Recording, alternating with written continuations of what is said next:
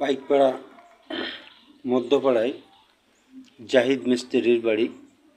এই খরগোশের চাষ করা হয়।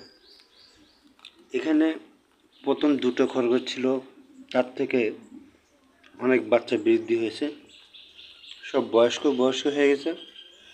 তো জাহিদ বলল যে আমি এই খরগোশ কিছু বিক্রি করে দেব, যদি আপনাদের কেউ লাগে কোনো ক্রেতা থাকেন তো আমার সঙ্গে যোগাযোগ করবেন বা জাহিদের সাথে যোগাযোগ করবেন। পাইকপাড়া মধ্যপাড়ায়।